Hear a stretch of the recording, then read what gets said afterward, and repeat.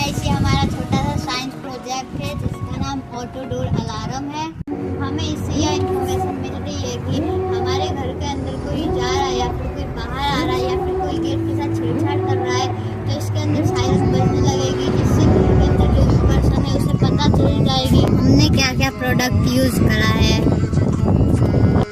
इसका नाम बजर है, इसका नाम लाइट है, और ये स्विच है, और ये एक बैटरी है।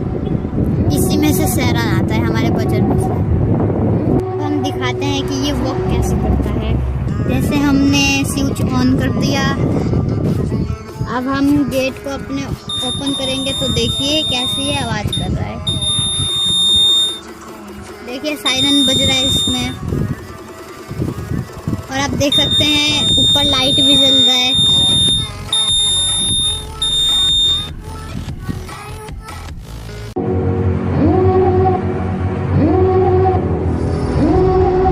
Call 911, all my keys out.